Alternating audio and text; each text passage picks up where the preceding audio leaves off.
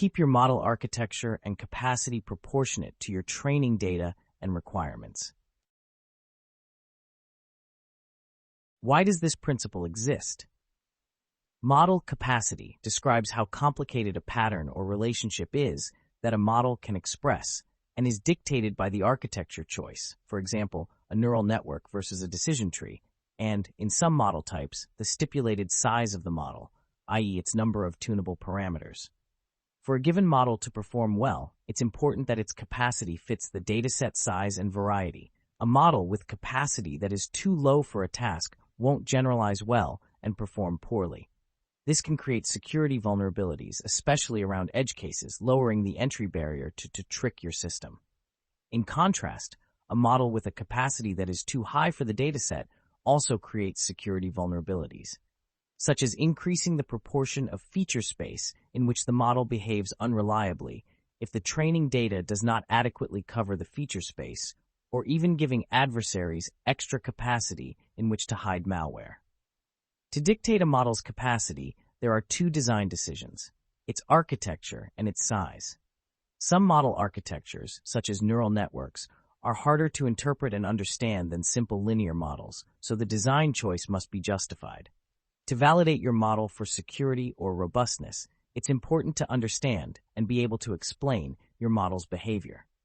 This allows you to detect anomalous behavior, better predict how the model will react to out-of-distribution (OOD) inputs, i.e. inputs that don't appear in its training data, understand when you may require downstream rules or controls to constrain the output or effects of your model. Build trust in the user base. The size of the model may be a hyperparameter that a designer must select. There is no hard and fast rule when making this decision, but your design process should aim to align the model's capacity to the size and quality of your dataset and reduce the vulnerabilities associated with overcapacity. What are the goals of this principle? The complexity of your model and size quality of your dataset is justified for meeting your performance requirements. You understand the potential trade-off between interpretability and predictive power and the effects this can have on security. You can assess that your model capacity will be appropriate for the size and quality of your dataset. Strengthen your approach. Test a range of model types on your data and assess their performance. This will help you make an informed decision about which model is best for your application, but also which performs best on security aspects. Guidance.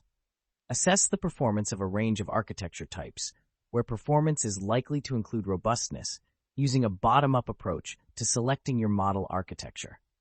Start with classical ML and highly interpretable techniques where possible, rather than diving into the latest deep learning models. Although an experienced practitioner could reduce development time by suggesting a model architecture type to start with, see point below. When you understand the performance of a range of architecture types, assess the trade-off between meeting performance requirements and the security and how explainable each architecture type is. Once you have narrowed down your model architecture type selection to the best performing ones, the next phase is to tune hyperparameters and iterate. The aim of this stage is to ensure your model's capacity matches your requirements and dataset. Strengthen your people. While there are no hard and fast rules for selecting a model type and hyperparameters, experienced practitioners and data scientists understand what type of models are right to consider for a given problem. This can be useful for narrowing down the range of models you need to test and provide a starting point for your bottom-up testing processes, as outlined below. Guidance. Discuss with experienced practitioners in your team or research area where others have overcome similar problems to yours. This knowledge will speed up development time, allowing more time for fine-tuning the model parameters to ensure a good fit between your model and training data. If your team has little direct knowledge or experience of the problem you're working on, a useful place to start may be to consider which models are not appropriate for this solution. Model selection is the data scientist's/ML practitioner's job, and there is no formal process for it.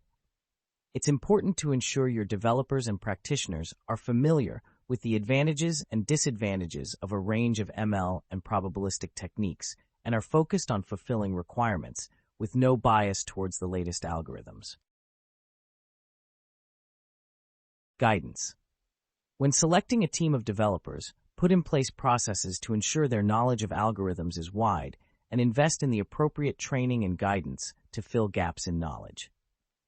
Training should be continual as new trends and developments come out of academia. Review the size and quality of your dataset against your requirements. The metrics you use to evaluate it will depend on your specific application, although there are many rules of thumb that can be applied here. The data scientists and practitioners should select which are most appropriate for your application. Guidance. Rules of thumb for evaluating the required size for a dataset include: for regression analysis, the 1 in 10 rule, 10 cases per prediction. For computer vision, 1,000 images per class. For classification, the learning curve equation, as explained in this tutorial. This list is not exhaustive, and there are many techniques for calculating required sample size in traditional statistics. It's worth searching around your specific use case, as there may be rules of thumb or guidance from others' experiences. Common metrics for evaluating a dataset's quality include completeness, timeliness, validity, consistency, integrity, and balance between classes. Where data is insufficient, several approaches may help. They include gathering more data, using transfer learning, augmentation of existing data, and synthetic data generation. Selecting an algorithm that runs well on limited data may also prove useful. DSTL have guidance on ML with limited data. Strengthen your data. Attackers may exploit out-of-distribution (OOD) areas of the feature space for attacks. Where complex models are required, consider implementing OOD detection on inference inputs. Depending how your developer implements this, it could double up as detection mechanism for some adversarial attacks. Guidance. Your development team should choose the best OOD detection for your application. Options here include maximum softmax probability, maxprob, temperature scaling. If you have a complex model with large feature spaces that are OOD, it may be worth exploring whether you can factor in the OOD distance in the confidence score. Strengthen your model. Firstly, consider whether the use of more complex model, e.g., a neural network, is justified for your use case.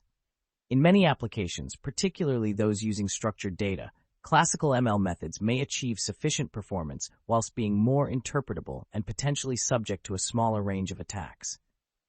If a complex model is required, there are a range of techniques highlighted in research and academia for reducing the size of a complex model, often a neural network. Many fall under the umbrella technique of pruning. Pruning occurs after you have a trained model and involves removing unnecessary neurons or weights. Pruning can have a detrimental impact on performance and should be used when other more pragmatic techniques have fallen short. When required, consider regularly pruning and simplifying your model during the development and testing process, rather than doing a final test pre-deployment. Guidance. Where you have identified a requirement for your model to be pruned, how to best implement pruning for your model and application. Many techniques show promising signs in a laboratory environment, but are relatively untested in deployment. Each defensive method has its own advantages and disadvantages, often a drop in performance. Some key metrics to evaluate when pruning are: a model's accuracy before and after, a model's robustness before and after, a model's size before and after computation time.